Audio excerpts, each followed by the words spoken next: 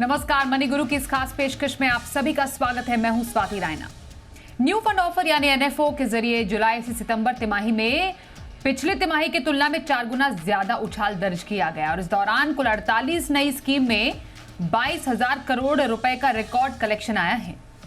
इस महीने भी म्यूचुअल फंड बाजार में कई नए फंड या तो लॉन्च हुए हैं या फिर होने वाले हैं। तो क्या है एनएफओ में निवेश के फायदे, कौन से नए फंड आने वाले हैं, क्या आपको इनमें वाकई निवेश करना चाहिए, इसी पर करेंगे चर्चा। हमारे साथ है दो खास मेहमान, क्षितिज महाजन सीईओ कंप्लीट सर्कल वेल्थ और मोहित गांग सीईओ मनी फ्रंट। क्षितिज और मोहित दोनों का स्वागत करते हैं मनी गुरु के आज के इस खास कार्यक्रम में। आंकड़े जो बता रहे हैं दमदार निवेश के एनएफओ में जो जुलाई से सितंबर की तिमाही है उसमें 22,000 करोड़ रुपए से ज्यादा का कलेक्शन एनएफओ के जरिए आया। क्षितिज, ये आंकड़े क्या बताता है? और सिर्फ इसी फाइनेंशियल ईयर में कुल 87 नए फंड जोड़े गए हैं अलग अलग एएमसीज के जरिए। नमस्कार स्वाति। एंड बहुत क्लियर कट है, पैसा चलती मार्केट में ही आता है एंड इन्वेस्टर का कॉन्फिडेंस बहुत हाई रहता है जब मार्केट्स अच्छा कर रही होती हैं। वही देखा है हमने। जो लास्ट क्वार्टर का आप बता रही है नंबर, बहुत स्टैगरिंग नंबर है अपने आप में। एंड कहीं ना कहीं it has to do with lot of credit to shows like yours, जहाँ पे इक्विटी को लेके थोड़ा एक कल्ट भी इंक्रीज हो रहा है इन्वेस्टर्स का। आई थिंक एक चीज बहुत क्लियर हो रही है लोगों को कि that fixed income to some extent इतनी प्रोमिनेंट एक एसेट क्लास नहीं है जहाँ पे आप इन्फ्लेशन बीटिंग रिटर्न ले सकते हैं। सेकेंड, एक इंपॉर्टेंट चैप्टर यहाँ ये जुड़ रहा है कि that equity markets have been positive for many people, और लोगों ने पिछले साल का एक करेक्शन छोटा देख भी लिया है। तो बहुत पॉजिटिविटी आती है जब मार्केट ऊपर जाती है, और उस कारण से जितने भी एनएफओज आते हैं जो ठीक से मार्केट करते हैं वहां पे पैसा की कलेक्शन भी होती है। सो एक बहुत क्लियर कट एक ट्रेंड देखा है that when market is positive तो एनएफओज के लिए वो बहुत पॉजिटिव रहता है, और वही हुआ है इस लास्ट क्वार्टर में। मार्केट से अच्छा किया है एंड म्यूचुअल फंड हाउसेस की तरफ से जहां जहां गैप्स थे उनकी बकेट में जो ऑफरिंग्स हैं वो उन्होंने लॉन्च किए हैं, प्रोडक्ट लाइन लॉन्च की है। सो बहुत क्लियर कट एक डायरेक्शनल इक्विटी की तरफ रुझान मार्केट का इंडिकेशन है। बिल्कुल। और मोहित, इसी बात पर हम ऐड करना चाहें, जो क्षितिज ने अपने इनिशियल कमेंट्स दिए हैं, डेफिनेटली ये पॉजिटिव ट्रेंड की ओर इशारा तो है ही। ना सिर्फ नए फंड बल्कि नए एएमसीज भी शामिल हुए हैं म्यूचुअल फंड इंडस्ट्री में। तो जाहिर तौर पर उससे भी वो जो नई कंपनीज हैं, नए फंड हाउसेज हैं, वो भी नए फंड्स ला रहे हैं। अभी फिलहाल एनएफओ का बाजार जो कि हमें गर्म दिख रहा है, क्या है इसका मतलब? इसका एक पॉजिटिव अगर फॉर्म हम समझें, फायदा समझे, तो वो क्या हो सकता है? जी स्वाति, आई थिंक जैसा क्षितिज ने भी कहा, तो बहुत सारे एमसीज जहां पर उनके शेल्फ पे जिस कैटेगरी का स्कीम नहीं था, और जैसा कि सेबी के रेगुलेशंस भी बोलते हैं कि आप हर कैटेगरी में एक स्कीम लॉन्च कर सकते हैं, जो सभी फंड हाउसेस को अलाउड है। तो बहुत सारे फंड हाउसेस आप देखेंगे कि वो जहां जहां उनके पास में शेल्फ पर उस कैटेगरी में कोई स्कीम नहीं थी, वहां पर उन्होंने नए लॉन्चेस किए हैं। दूसरी बात जो आपने भी कही कि बहुत सारी नई एएमसीज इस साल मार्केट में आई हैं, कुछ जैसे एनजे हो गया, सैमको हो गया, ग्रो हो गया, जीरोधा, बजाज फिनसर्व। तो बहुत सारी नई एएमसीज आई हैं। आज ही अभी इसी वीक यूनिफाई कैपिटल को भी एएमसी लाइसेंस मिला है। तो जितनी नई एएमसीज आ रही हैं वो भी लगातार अपनी नई स्कीम्स लॉन्च कर रही हैं, तो वो भी बाजार में नई स्कीम्स लेकर आ रही हैं। हीलियोस कैपिटल अभी पिछले ही महीने अपना नया स्कीम लॉन्च किया था। तो एक तो मार्केट का रुझान है, मार्केट में बहुत जबरदस्त तेजी है, लोगों के रिटर्न्स बन रहे हैं, तो उसके चलते फंड हाउसेस भी नए स्कीम्स और नए ऑफर्स लेके आ रहे हैं। दूसरा, नए फंड हाउसेस आ रहे हैं, और तीसरा जो एग्जिस्टिंग फंड हाउसेस हैं वो भी अपना एयूएम शोर अप करने के लिए, एयूएम को नया मॉपअप करने के लिए, जहां जहां उनके शेल्फ पे स्पेस है, जहां जहां जिस कैटेगरीज में उनके पास में स्कीम्स नहीं है, वो उन स्कीम्स को लॉन्च कर रहे हैं। तो तीनों ही फैक्टर मुझे लगता है कि मिलाकर एक अच्छा मिश्रण सा बन गया है, और मार्केट में इतने सारे एनएफओज आ रहे हैं। दूसरा, हमने देखा है कि इसमें काफी सारी ऐसी कैटेगरीज हैं जो बहुत प्रोमिनेंट नहीं थी। कुछ नई कैटेगरीज उभर के आई हैं, जैसे मल्टी एसेट कैटेगरी हो गई, इसमें बहुत सारे फंड हाउसेस ने फंड निकाले हैं। या फिर आप पैसिव्स देख लीजिए, तो बहुत सारे एएमसीज जो इतना ज्यादा पैसिव मार्केट नहीं था भारत में, अब जिस तरह से पैसिव की तरफ रुझान बढ़ रहा है, तो बहुत सारे एएमसी नए पैसिव फंड्स लॉन्च कर रहे हैं, तो वहां पर भी बहुत सारे एनएफओज आए हैं। और सेक्टोरल फंड, ये तीसरी ऐसी कैटेगरी है जिसमें बहुत ज्यादा इन्वेस्टर्स का रुझान देखने को मिला है और यहाँ पर भी बहुत सारे नए एनएफओज आए हैं। तो ओवरऑल ये कुछ ऐसी कैटेगरीज हैं जो ऑलरेडी मार्केट में इतनी अवेलेबल नहीं थी, इन्वेस्टर्स का या निवेशकों का बहुत रुझान आया है इसकी तरफ, और यहाँ पर हमने काफी सारे नए लॉन्चेस देखे हैं। और न्यू लॉन्चेस की बात ही हो रही है तो हम आपको दिखा भी रहे हैं कि बीएफएसआई सेक्टर जो है, बैंकिंग एंड फाइनेंशियल सेक्टर हो गया, health care sector, manufacturing sector, तो सेक्टोरल जो फंड है, जो थीम्स हैं, वहाँ पर ज़्यादा अभी हाल फिलहाल में जो अभी नए हम फंड ऑफर्स की बात करें वहाँ पर फोकस किया गया है। और क्योंकि नया फंड हाउस भी आया है बजाज फिनसर्व का, तो एक बैलेंस एडवांटेज फंड उन्होंने उसकी पेशकश की है। पर सेक्टर्स की इस टाइम पे बात करना ज़रूरी है क्योंकि ये पेशकश हुई है फंड हाउसेस की तरफ से, तो क्या खास हो सकता है इसमें। क्षितिज, अगर हम बैंकिंग एंड फाइनेंशियल सेक्टर की बात करें, पिछले कुछ टाइम से बहुत ज़्यादा हमने यहाँ पर उत्साह नहीं देखा है, पर आपको लगता है कि यहाँ पर अब निवेश के मौके बनेंगे? जिस तरीके से धीरे धीरे हम कोविड के बाद अब मेन स्ट्रीम में आए हैं और धीरे धीरे एक डिजिटाइजेशन भी है इस सेक्टर में, और एक छोटा जो शहर है वहाँ पर भी एक मौके हैं, तो banking and financial service sector में अभी एक अगर कोई फंड आता है या मौजूदा काफ़ी और फंड भी हैं, तो वहाँ पर निवेश के मौके किस तरीके से बन सकते हैं? स्वाति, अगर आप बीएफएसआई एज ए सेक्टर को देखते हैं, कोविड के टाइम के जैसे वेव 1 खत्म हुआ था, उसके बाद से 2 साल बहुत अच्छा किया सेक्टर है। आज भी अगर आप अंडरलाइन बिजनेसेस को और कंपनीज को देखेंगे तो सारे बिजनेस अच्छा ही कर रहे हैं, चाहे वो कोटक बैंक है, एचडीएफसी बैंक है, एसबीआई है, या हमारी बीएफएसआई कंपनीज एनबीएफसीज हैं या पीएसयू बैंक्स हैं। बट अभी हो क्या रहा है पिछले 1 सवा साल में, एक्सेप्ट फॉर जो पीएसयू का रैली हुआ है, आपका बाकी जो प्राइवेट सेक्टर बैंक्स है, एनबीएफसी है, वहां रैली नहीं हुआ है। Irrespective of businesses are doing well. अब वो कारण कर्ज कोई भी हो सकता है, सक्सेस प्लानिंग कुछ बैंक में इशू है, कहीं पे मर्जर हुआ है, तो वो कभी काफी इंस्टीट्यूशनल इन्वेस्टर जो है वो बेच रहे हैं बिकॉज उनको अपनी कैटेगराइजेशन 10% से नीचे लेके आनी है। तो काफी चीजें चल रही हैं। तो आई थिंक 1 साल का रिटर्न भी देखेंगे, जहाँ इंडेक्स का ब्रॉडर इंडेक्स का रिटर्न को 14-14.5% के आसपास है, बीएफएसआई बैंकिंग सेक्टर का रिटर्न वहीं पे 5-5.5% है। और ज्यादातर बड़ी कंपनी, चाहे वो जैसे मैंने बैंक्स के नाम दिए वो, या फिर एनबीएफसी में बजाज फाइनेंस वगैरह चली ही नहीं है। So obviously there is a scope which built in कि आप एक बीएफएसआई का फंड दे सकते हैं। Having said that, most of the mutual funds जो मल्टी कैप या फ्लेक्सी कैप ओरिएंटेड है, वहां पे ऑन एन एवरेज अगर आप कुछ एक्सेप्शन ले लें या वैल्यू फंड्स हटा दें तो 25-30% बीएफएसआई में एलोकेशन होता ही है आपका। सो अगर आप वो ऐसे फंड्स में नहीं है अपने पोर्टफोलियो में जहां पे 25-30% बीएफएसआई एलोकेशन नहीं है, तो मतलब बनता है कि आप अलग से एक banking and financial services fund लें। अगर आप ऑलरेडी डाइवर्सिफाइड पोर्टफोलियोज आपके पास है और वहां पे on an average 25-30% allocation BFSI की तरफ है, then I think there is no need to add a new fund, मतलब एक नए फंड की जरूरत है नहीं है। हैविंग सेड दैट, इस समय ये सेक्टर यहाँ से अच्छा करेगा, बट डिपेंड करता है कि ओवरऑल हमें क्या लगता है कि एक फंड हम ऐड कर लेंगे ये सेक्टर अच्छा करेगा, बट ये देखना जरूरी है कि आपके एग्जिस्टिंग बास्केट में ऑलरेडी निफ्टी का अगर 33% कॉन्स्टिट्यूएंट है तो काफी फंड्स का 25% कॉन्स्टिट्यूएंट है, तो आपको ऐड करने की जरूरत और है कि नहीं है ये देखना ज्यादा जरूरी है।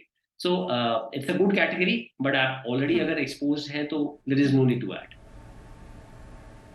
बिल्कुल, ये आपने काफ़ी इंपॉर्टेंट पॉइंट क्षितिज यहाँ पर बताया, और उसमें ये भी है क्योंकि सेक्टोरल फंड है मोहित, तो डेफिनेटली एक एलिमेंट ऑफ रिस्क भी इसमें है, एंट्री एग्जिट काफ़ी इंपॉर्टेंट होता है। और अगर आपको किसी मानिए सेक्टोरल फंड या बैंकिंग फाइनेंशियल सर्विस फंड में अगर निवेश करना ही है, जितने भी कारण बताए, जितने भी फैक्टर्स गिनाए क्षितिज ने, उसके बावजूद आपको लगता है कि आपको चाहिए एक ऐसा सेक्टोरल फंड, तो उसमें भी क्या आपको एनएफओ चूज करना चाहिए या एग्जिस्टिंग फंड्स भी है, क्योंकि उनका एक ट्रैक रिकॉर्ड भी है? क्योंकि काफ़ी सवाल पूछे जाते हैं निवेशकों द्वारा कि क्या एक एनएफओ पीरियड में आने वाला जो फंड है, स्पेशली अगर बैंकिंग फाइनेंशियल सर्विस फंड है, उसको चूज किया जाए या फिर जिसका थोड़ा ट्रैक रिकॉर्ड बिल्डअप हुआ है वहां पर निवेश करना सही रह सकता है? जी स्वाति, तो देखिए इसमें दो सवाल है। पहला ये कि क्या निवेशकों को एनएफओ में निवेश करना चाहिए, और दूसरा ये कि क्या निवेशकों को सेक्टोरल फंड के एनएफओ में निवेश करना चाहिए। तो जहां तक एनएफओ में निवेश की बात है, अगर वो थीम मार्केट में नहीं है तो आप उसे देख सकते हैं, पर उसे देखने के लिए भी आपके पास पोर्टफोलियो में पहली बात जगह होनी चाहिए। पोर्टफोलियो में जो आपके फाइनेंशियल गोल्स हैं, जो आपके टारगेट्स हैं, उनके अनुसार वो स्कीम के ऑब्जेक्टिव्स होने चाहिए। उसमें आपस में कुछ मेल या समन्वय होना चाहिए। आपके जो भी गोल्स हैं, जिस समय अवधि के लिए आपने गोल निर्धारित किए हैं, उस स्कीम का ऑब्जेक्टिव उससे मैच होना चाहिए। और यहाँ पर मैं ये बोलना चाहूंगा कि किसी अच्छे फाइनेंशियल एडवाइजर को दिखाकर ही आप कभी किसी एनएफओ में निवेश करिए। देखिए होता यह है, अमूमन एएमसीज एनएफओ लॉन्च करती है एईएम को शोर अप करने के लिए। तो ऐसा कुछ बहुत यूनिक थीम्स आ रही हैं मार्केट में, वो बहुत कम होता है। जो जितनी भी थीम्स आ रही हैं, तो जैसे banking and financial services fund हो गया, तो वो फंड सारी ही एएमसीज के पास में होगा। नहीं होगा तो भी आप मान लीजिए 10 से 15 एएमसीज के पास में एक बैंकिंग फंड या फाइनेंशियल सर्विसेज फंड होगा।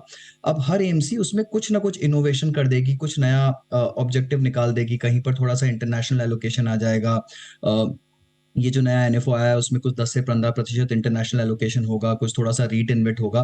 बट जो मूल ऑब्जेक्टिव है वो बैंकिंग एंड फाइनेंशियल सर्विसेज में ही इन्वेस्ट करने का है। तो यहाँ पर निवेशकों को ये देखना बहुत जरूरी है कि एक अच्छा फंड हाउस है कि नहीं, अच्छा फंड मैनेजर है कि नहीं, उसका ट्रैक रिकॉर्ड कुछ है कि नहीं। तो अगर वो सारी ही चीजें, अच्छा फंड हाउस, अच्छा ट्रैक रिकॉर्ड, आपके पोर्टफोलियो से मेल खाना, आपके रिस्क ऑब्जेक्टिव से मेल खाना, आपके फाइनेंशियल गोल्स पे खरा उतरना, अगर वो सब बैठता है तो बिल्कुल आप किसी एनएफओ में निवेश कर सकते हैं। अन्यथा एनएफओ में निवेश करने की आवश्यकता नहीं है। दूसरी बात कि सेक्टोरल एनएफओज में करना चाहिए या नहीं, तो जो सेक्टोरल कैटेगरी है वो वैसे भी बहुत ही हाई रिस्क कैटेगरी है। यहाँ पर सही साइकिल को कैच करना बहुत ज्यादा आवश्यक हो जाता है। अगर मैं बैंकिंग का ही उदाहरण लूं स्वाति, तो लास्ट 1 साल से, जैसा क्षितिज ने भी कहा, बैंकिंग ने कुछ परफॉर्म नहीं किया है। बट इसके बजाय अगर आप एक डाइवर्सिफाइड या फ्लेक्सी कैप फंड में होते, तो उस फंड ने आपको फिर भी लास्ट 1 साल में 12-15% रिटर्न दिया है। बट अगर आप एक बैंकिंग फाइनेंशियल सर्विसेज फंड में होते तो शायद आपका रिटर्न 5 से 7% ही होता। तो यहाँ पर बहुत जरूरी है कि आप उस सेक्टर की साइकिल को समझें, और उसके हिसाब से आपको एंट्री और एग्जिट दोनों ही लेना होता है। और मुझे ये लगता है कि अमूमन जो रिटेल निवेशक होता है वो एंट्री तो कर लेता है एनएफओ के चक्कर में, बट सही टाइम पे एग्जिट अगर नहीं करेंगे तो आप एक लंबी अवधि के लिए ऐसे फंड्स में फंसे रह सकते हैं। तो मुझे हमेशा से लगता आया है कि सेक्टोरल फंड्स को अवॉइड करना चाहिए, और जहां तक हो सके एक अच्छे डाइवर्सिफाइड फंड को चुनाव करना चाहिए। वो चाहे फ्लेक्सी कैप हो, मल्टी कैप हो, फोकस्ड हो, या ऐसी जितनी भी कैटेगरीज हैं जिसमें सारे ही सेक्टर का एक अच्छा समन्वय आपको मिल जाएगा। और सबसे खास बात यह है कि आप एक फंड मैनेजर को ट्रस्ट कर रहे हैं, आप अपना पैसा किसी एक प्रोफेशनल को दे रहे हैं। तो जो सेक्टर का चुनाव है, जो मार्केट कैप का चुनाव है, वो आप उस प्रोफेशनल पर ही छोड़ दीजिए। उसी को वो चुनाव करने दीजिए कि कब किस सेक्टर की साइकिल आ रही है और कब किस सेक्टर में निवेश करना अच्छा है। मुझे लगता है कि फंड मैनेजर्स इतने केपेबल होते हैं कि वो ये कॉल हमसे और आपसे ज्यादा अच्छी तरीके से ले सकते हैं।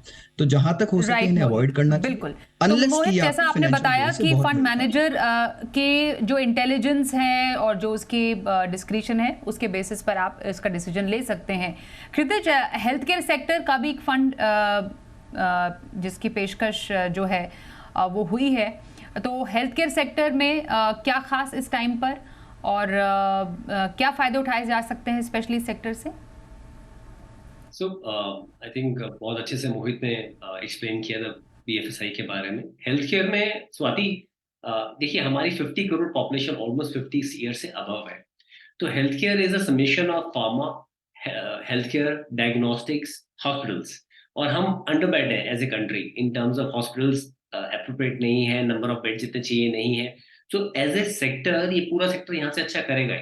अब देखिए, जब आपका आपका सारी अच्छी इंडस्ट्रीज जो हेल्थ केयर में आपका इंश्योरेंस पार्ट भी आ जाता है, इंश्योरेंस सेक्टर हो, या आपका जब भी पर कैपिटा जीडीपी इंक्रीज होता है, आज आप $2400 के आसपास है पर कैपिटा जीडीपी में, यहीं पे ये जब अगले 3-4-5 साल में आपका 5000 के आसपास होगा, तो non discretionary spend and lifestyle spend आपका इंक्रीज होगा, और वो स्पेंड आपका एक बेटर लाइफ देगा। वो बेटर लाइफ के लिए आप क्या करेंगे? अपनी इंश्योरेंस प्रॉपर्ली लेंगे, आप अच्छा हेल्थ केयर लेंगे, आप अपने अपने को अप द कर्व रखेंगे इन टर्म्स ऑफ अपने टेस्ट कराएंगे प्रॉपर्ली। तो आई एम सेइंग ये हॉस्पिटल्स बेटर आएंगे क्योंकि एक सामने डिमांड खड़ी दिख रही होगी, मेडिकेशंस आपकी बेटर होंगी। सो ओवरऑल ये हाइजीन सिस्टम पूरा अच्छा करेगा ही करेगा। अगेन देखिए, health care vision is Nifty, अगर पिछले 19 साल का आप कंपैरिजन करते हैं, कोई 0.25% से उसने निफ्टी को बीटी किया होगा, बट मैं इसलिए सजेस्ट नहीं करता हूँ कि people who are little low on risk profile, अगर वो कम रिस्क लेना चाहते हैं तो वो सेक्टोरल अप्रोच ना रखें। पर हाँ, जिनका थोड़ा रिस्क एपेटाइट ज्यादा है, तो इस समय हेल्थ केयर एक अच्छा एक सेक्टर हो सकता है बाय करने के लिए। एंड बहुत अंडर वैल्यूड, और काफी ऐसी जेनरिक ड्रग्स मैन्युफैक्चरर्स हैं, और काफी ऐसी कंपनीज हैं जो एफएमसीजी की तरह रन कर रही हैं इंडिया में। तो एज ए पोर्टफोलियो वो बहुत लुक्रेटिव है। एंड ज्यादातर डिपेंडेंसी आपकी होनी चाहिए जो इंडिया सेंट्रिक कंपनीज हैं। आप ऐसे पोर्टफोलियोज अगर देख रहे हैं जो इंडिया सेंट्रिक है, वो आपको बेटर रिटर्न दे पाएंगे। सो इट्स अ गुड इन्वेस्टमेंट, आप देख सकते हैं, पर अपना ड्यू डिलिजेंस कीजिए। But yes, it's a good investment, but yes Swati, lot of options already available है। सो जैसे मैंने बोला, इंडिया सेंट्रिक अगर पोर्टफोलियो है तो वो बेटर करेगा, तो आप उसे देख सकते हैं।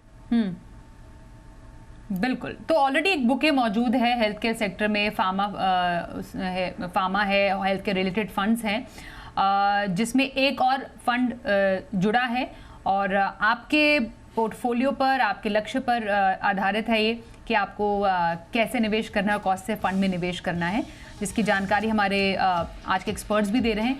एक ब्रेक के लिए रुकते हैं, चर्चा आगे बढ़ाएंगे, बने रहिए हमारे साथ।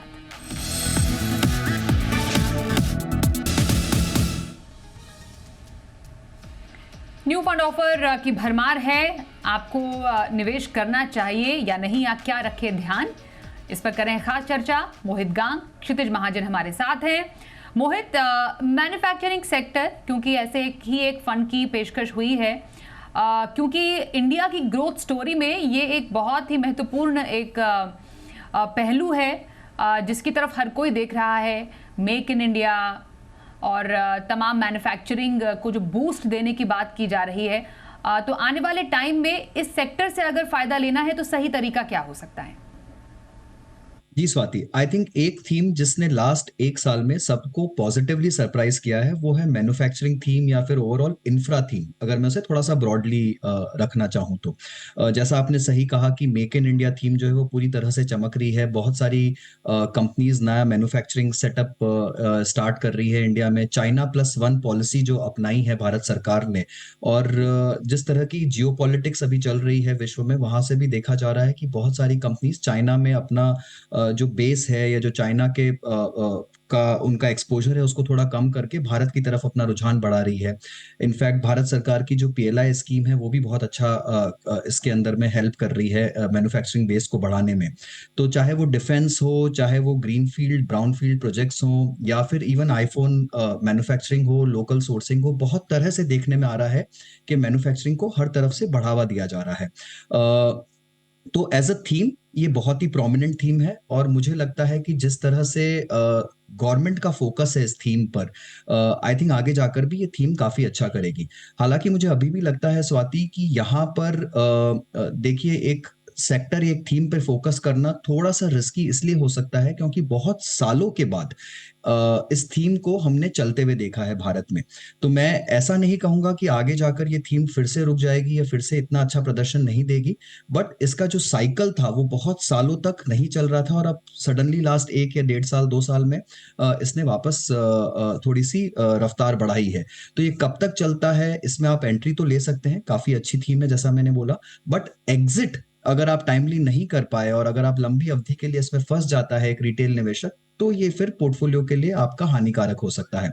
तो काफी संभल कर इसमें आप एंट्री ले सकते हैं। अगेन किसी वित्तीय सलाहकार से बात कर ही इसमें एंट्री लेनी चाहिए, और अगर आपके गोल से मेल खाता है तभी मेरे ख्याल से ये थीम ठीक रहेगी। अन्यथा मुझे हमेशा से यही लगता है कि एक डाइवर्सिफाइड थीम ही किसी पोर्टफोलियो के लिए ज्यादा अच्छा रहता है।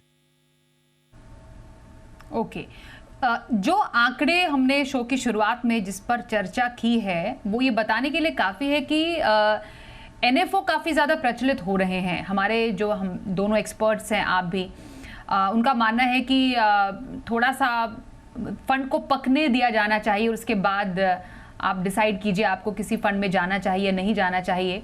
पर मानिए किसी को NFO पीरियड में ही निवेश करना है क्षितिज, तो NFO में निवेश करने का सही तरीका और उसमें निवेश करने से पहले ध्यान क्या दिया जाना चाहिए?